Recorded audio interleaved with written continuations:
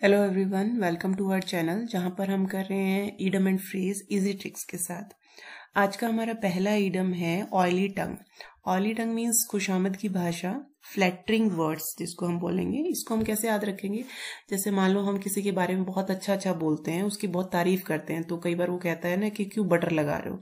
तो बटरी टंग यानी कि टंग जुबान पर बटर लगाकर बोलोगे तो बहुत अच्छी अच्छी चीजें निकलेंगी, यानी कि उनके बारे में अच्छी बातें निकलेंगी। तो उसी तरह से बटरी टंग कहो या ऑयली टंग कहो, यानी कि जुबान ऐसे फटाफट चलेगी, इतने अच्छे अच्छे वर्ड्स निकलेंगे। तो खुशामद की भाषा हो या फ्लैटरिंग वर्ड्स जिसको हम कहेंगे, उसको कहेंगे ऑयली टंग।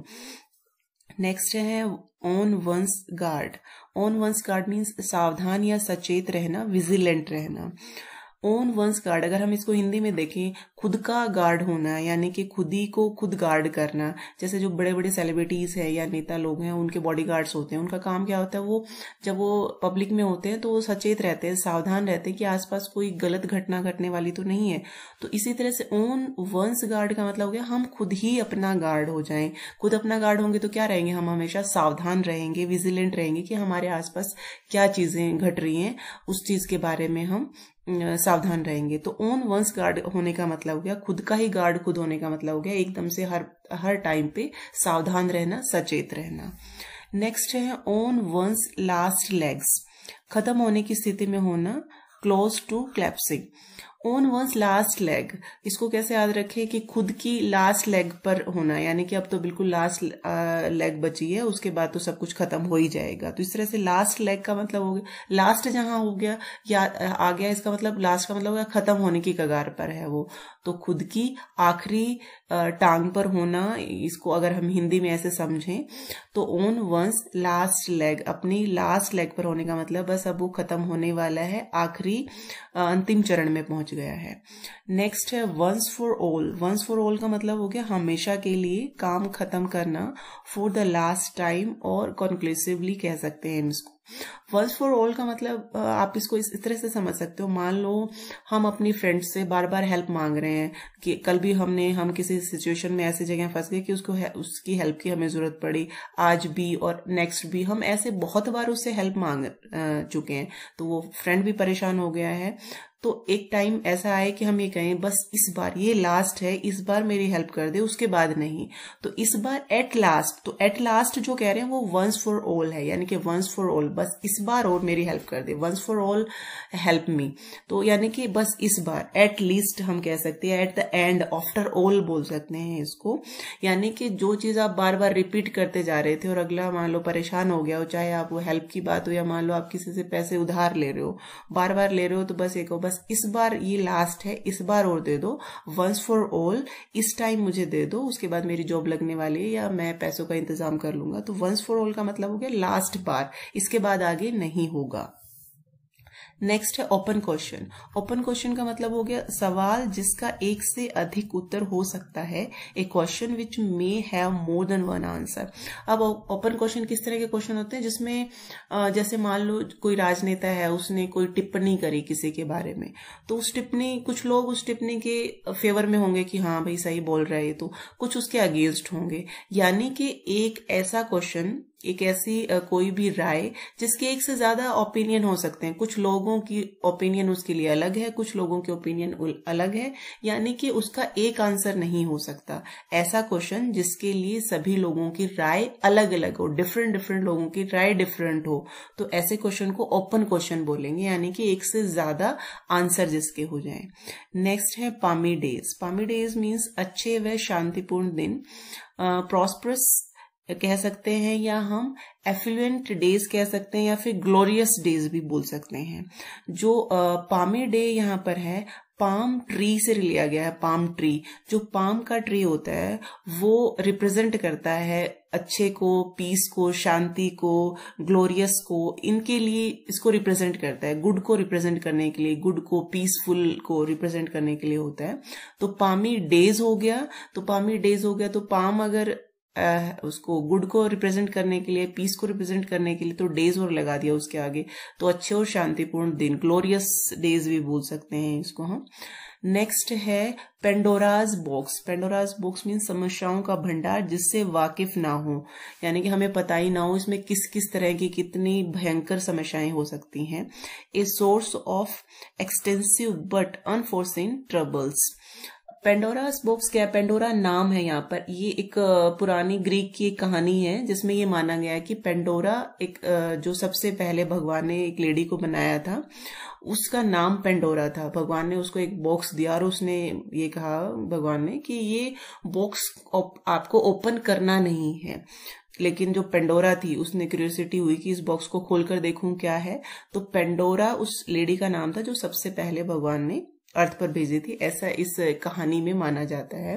तो उसने वो बॉक्स को, अपनी क्यूरियोसिटी वो रोक नहीं पाई और उसने उस बॉक्स को खोल दिया। तो उस बॉक्स में जैसे बहुत सारी डिजीज, जो भी ये गलत आदतें हैं, पेन, हेट, ग्रीड, डिजीज, मतलब इस तरह की चीजें थी उस बॉक्स में, वो निकली जो कि पूरी दुनिया में फैल गई।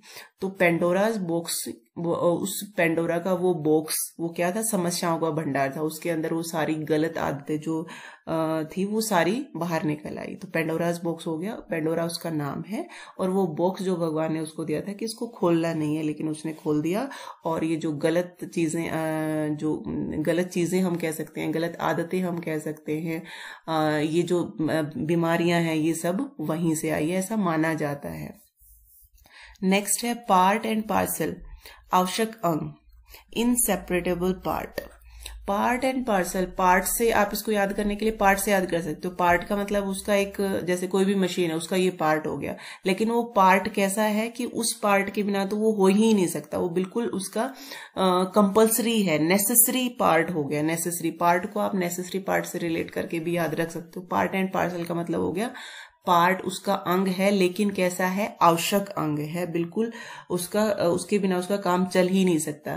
जैसे मान लें हम ये एग्जांपल के लिए ये कह दें कि injuries are the part and parcel of the players life. ये जो प्लेयर्स होते हैं, इंजरी मतलब उनको तो चोट लगती ही रहती है, तो वो क्या हो गया? चोट लगना प्लेयर्स की लाइफ का एक नेसेसरी अंग हो गया। तो पार्ट्स एंड पार्सल, या फिर हम ऐसे एग्जांपल ले सकते हैं, darkness is part and parcel of the night. रात अब रात है तो अंधेरे के बिना तो हो ही नहीं सकता, अंधेरा का मतलब ही रात हो गया। तो जो बिल्कुल नेसेसरी अंग होगा, जो उसका हम ये कह सकते हैं जो बिल्कुल उसका कंपल्सरी पार्ट होगा, उसको पार्ट एंड पार्सल बोलेंगे। नेक्स्ट है हमारा past master. Past master means विशेषज्ञ, एन एक्सपर्ट। इसको कैसे याद रखें? Past master. अब विशेषज्ञ क्या होते हैं, एक्सपर्ट क्या होते हैं? जैसे टीवी पर भी कई बार हम देखते हैं कि कोई अगर बहस चल रही है तो एक्सपर्ट्स से राय ली जाती है। तो एक्सपर्ट्स जनरली क्या होते हैं कि पहले वो उस डिपार्टमेंट में काम कर चुके हैं, वहां के मास्टर रह चुके हैं और अब वो रिटायर हो चुके हैं। तो पास्ट मतलब पहले मास्टर रह चुके हैं। यानी कि मान लो आप फाइनेंस के बारे में किसी एक्सपर्ट को बुलाते हो तो किसको बुलाओगे? जो फाइनेंस में पहले हेड रह चुके हैं और अब वो रिटायर हो चुके हैं। तो पास्ट मास्टर यानी कि पास्ट में, भूतकाल में वो मास्टर रह चुके हैं, यानी कि वो एक्सपर्ट हैं, उनको उनके बारे में बहुत अच्छी नॉलेज है। नेक्स्ट है पे द पाइपर, खर्च वहन करना, to bear the cost of something और some service rendered. Pay the piper, अब एक्चुअल में जो पाइपर है, पाइपर का मीनिंग होता है यहाँ पे जो बांसुरी वादक होता है उससे, लेकिन पे द पाइपर का मीनिंग यहाँ है कि कुछ हमने पास्ट टाइम में कुछ ऐसा इंजॉय किया था और जिसका अब हमें भुगतान करना पड़ रहा है। पास्ट टाइम में मान लो हमने कोई डिसीजन लिया था और उसका कुछ बैड इफेक्ट है या कुछ भी नतीजे हैं वो हमें अब फॉलो करने पड़ रहे हैं। जैसे कि मान लो हमने क्या किया कि कोई डिसीजन ले लिया कि हम इस एरिया में फैक्ट्री लगाएंगे, किसी गवर्नमेंट ने डिसीजन लिया कि हम इस एरिया में फैक्ट्री लगाएंगे। अब उस फैक्ट्री वो लगाई उन्होंने अच्छे के लिए थी, लेकिन धीरे धीरे उसके आसपास का वातावरण खराब होना शुरू हो गया। तो उसके जो कॉन्सिक्वेंसीज हैं, उसके जो बैड नतीजे हैं, वो बाद में उनको सहन करने पड़ेंगे। तो पे द पाइपर का मतलब है हमने पास्ट में कोई अपने इंजॉय के लिए कोई काम किया था और अब हमें उसके जो बैड इफेक्ट हैं उनको वो हमें भुगतने पड़ रहे हैं। तो वो खर्च वहन वहन करना, ये वो सिंपल खर्च वहन करना नहीं है, ये है हमारे पास्ट में की गई कोई इंजॉय वाली चीज के लिए हमें पे करना, उसको कहेंगे हम पे द पाइपर। एक्चुअली लिया कहाँ से गया है ये पे द पाइपर? जैसे पाइपर हो गया यहाँ पे जो बांसुरी वादक है, जैसे कई बार कॉन्सर्ट होते रहते हैं, मान लो कोई बांसुरी बजा रहा है तो वहां पे हम खड़े होकर उसको एंजॉय कर रहे हैं, बांसुरी बजा रहा है, लास्ट में क्या मांगते हैं वो भी पैसे मांगेंगे कि भी हमने आपको एंजॉय किया तो आप उसके लिए पैसे दो। तो हमने अपना एंजॉय किया लेकिन बाद में उसके लिए उस पे करना पड़ा, तो वहां से लिया गया है पे द पाइपर। नेक्स्ट है पे थ्रू हिज नोज, अत्यधिक खर्च वहन करना, टू पे डियरली या टू पे too much money for something, किसी के लिए बहुत ज्यादा मनी खर्च करना, उसको हम कहेंगे पे थ्रू हिज नोज। यानी कि मान लो हम अपना शौक रखते हैं तो कोई दूसरा कहे भी तेरे बस की बात नहीं है, तू इतना खर्च कर नहीं सकता, ये तो अगर तू ये शौक पालता है तो तुझे पे थ्रू हिज नोज, पे थ्रू योर नोज, तो तुम्हें अपनी नाक से भी पे करना पड़ेगा। तो इस तरह से यानी कि बहुत ज्यादा खर्च जिसमें और तू यानी कि किसी चीज के लिए बहुत एक्सट्रीम खर्चा करना।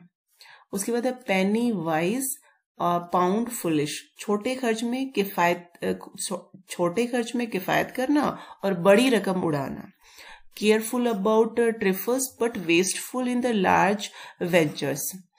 पेनी, एक्चुअली पेनी क्या होता है? जो सिक्के होते हैं छोटे, जैसे हम अपने 1 रुपया 2 रुपए के जो सिक्के हैं, सिक्के को पेनी बोलते हैं, अंग्रेजी सिक्का उसको पेनी बोला जाता है, पेनी। और जो पाउंड हो गया, पाउंड को आप कैसे रिलेट कर सकते हो? पाउंड यूनिट है, इकाई है भार को मापने की, जो मतलब किलोग्राम, जैसे किलोग्राम भी एक इकाई है, उसी तरह से पाउंड भी एक इकाई है भार की मात्रा को मापने के लिए।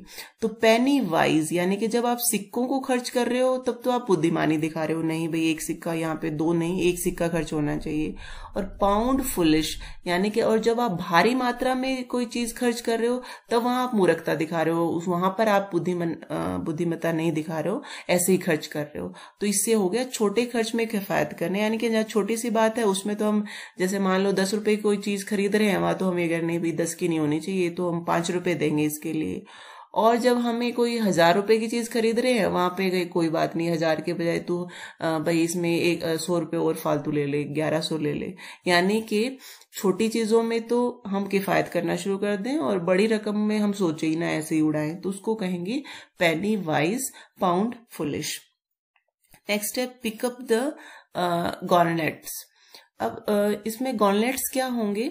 गॉनलेट्स होते हैं जो पहले योद्धा हुआ करते थे, वो एक पूरा लोहे का, जब युद्ध पे जाते थे तो लोहे का सूट पहन के जाते थे, ग्लव्स भी होते थे और हेलमेट भी होता था, और जो कपड़े होते थे वो उसके ऊपर भी लोहे का वो लगा लेते थे, तो गॉन्टलेट उसको बोलते थे, गॉन्टलेट। तो पिकअप गॉन्टलेट्स क्या होता है? पहले मान लो 2 योद्धा में अगर मान लो कोई बहस हो गई तो क्या करता था, एक योद्धा अपना गॉन्टलेट्स है, यहाँ पे ग्लव्स को बोला गया, लोहे का ग्लव्स, वो नीचे फेंक देता था कि भाई जो मुझसे एग्री नहीं है वो मेरा एक ग्लव्स उठाओ और फिर मुझे चैलेंज करो, मैं उससे लड़ाई करूंगा। तो इस तरह से होता था। पिकअप गॉन्टलेट का मतलब है चैलेंज कबूल करना, टू एक्सेप्ट द चैलेंज। मान लो अगर कोई मेरी बात से सहमत नहीं है तो जिसने ये मेरा ग्लव्स उठा लिया है वो मेरा चैलेंज कबूल करो और हम लड़ाई करेंगे, जो जीत जाएगा उसकी बात मानी जाएगी। तो पिकअप गॉन्टलेट का मतलब हो गया चैलेंज को कबूल करना। नेक्स्ट है प्ले डक्स एंड ड्रैग्स, पैसे बर्बाद करना, टू वेस्ट मनी। और डक्स एंड ड्रैग्स यहाँ पर एक गेम का नाम है। जैसे ये गेम क्या है, आप मान लो आप किसी उसमें पानी की जगह झील है या कोई जहाँ थोड़ा सा पानी इकट्ठा हो रखा है वहां आप खड़े हुए हो, या पोंड कोई तालाब है उसके आसपास खड़े हो। तो कई बार क्या होता है ना, हम तालाब के पास बैठे हैं तो ऐसे ही पत्थर उठाया हमने, तालाब में ऐसे फेंकना शुरू कर देते हैं। और कई बार हम क्या करते हैं, तालाब में पत्थर फेंकते हैं तो हम ये देखते हैं कि पत्थर डूबने से पहले कितनी बार बाउंस हो रहा है। टप्पा कहते हैं ना, जैसे कई बार हम टप्पा बोलते हैं जिसको, बाउंस को हम अगर अपनी लोकल लैंग्वेज में बोलते हैं। तो हम कई बार हम एक बाउंस करते ही वो नीचे डूब जाता है, कई बार वो पत्थर हम फेंकेंगे, हम इस तरह से फेंके वो मैक्सिमम बार बाउंस करे और फिर जाके डूबे। तो ये जनरली सभी ने अपने बचपन में खेला हुआ है खेल। तालाब के पास बैठ के उसमें हम पत्थर फेंके और पत्थर मैक्सिमम कितनी बार बाउंस होकर फिर वो डूबता है। तो उस गेम को डक्स एंड ड्रैग्स बोलते हैं। तो प्ले डक्स एंड ड्रैग्स, वो गेम खेलना, उसको कहेंगे पैसे बर्बाद करना, टू वेस्ट मनी। यानी कि वो गेम ऐसा माना जाता है कि उसमें से पत्थर, हम खाली बैठे होते हैं, ऐसे ही कुछ काम नहीं होता हमारे पास, ऐसे ही पत्थर से हम उसको पत्थर फेंकते रहते हैं और ऐसे खेलते रहते हैं। अगर उस पर हम पैसे वेस्ट कर रहे हैं तो वो, अगर हम उसके लिए भी पैसे उसको खेल रहे हैं, यानी कि वो कोई खेलने की चीज नहीं है, कोई गेम नहीं है वो, अगर उसको खेल रहे हैं इसका मतलब हम क्या कर रहे हैं, वेस्ट मनी कर रहे हैं। तो इस तरह से आप इसको रिलेट कर सकते हो। नेक्स्ट है प्ले सेकंड फिडल, निचला स्थान स्वीकारना, या हम कह सकते हैं to be a subordinate position. अब प्लीज सेकंड फिडल का मतलब हो गया ये पर्टिकुलर उनके लिए है, जैसे जो कॉन्सर्ट होते रहते हैं, कॉन्सर्ट में आपने देखा होगा, कॉन्सर्ट हो गए या जो कोई म्यूजिक के, जैसे टीवी में हम देखते हैं म्यूजिक के, कोई भी म्यूजिक होता है तो उसमें म्यूजिक बजाने वाले बहुत सारे बैठे होते हैं, वायलिन बजाने वाले बहुत होंगे, हारमोनियम बजाने वाले बहुत बैठे होंगे। तो सबसे आगे जो पहली लाइन में होते हैं वायलिन, मान लो वायलिन बजाने वाला सबसे आगे वाली लाइन में होता है, वो मेन होता है, और उसके पीछे जो खड़े होते हैं वो सेकंड फिडल होते हैं, तो उनको सेकंड फिडल बोलते हैं। यानी कि जो मेन ना होकर उसका निचला स्थान, या निचला स्थान कहेंगे, या सेकंड स्थान हम कह सकते हैं, सबऑर्डिनेट पोजीशन हम कह सकते हैं। तो फिडल उसके लिए यूज किया जाता है। तो प्ले फिडल का मतलब हो गया मेन जो म्यूजिशियन है वो ना होकर उसके नीचे काम करना, या उसको सपोर्ट करना, उसके पीछे जो खड़े होते हैं। तो प्ले सेकंड फिडल का मतलब हो गया निचला स्थान स्वीकारना, या हम to be a subordinate position, किसी की मेन पोजीशन पर ना होना। ये थे आज की इडियम एंड फ्रेज। मिलते हैं नेक्स्ट वीडियो में। धन्यवाद। जय हिंद, जय भारत।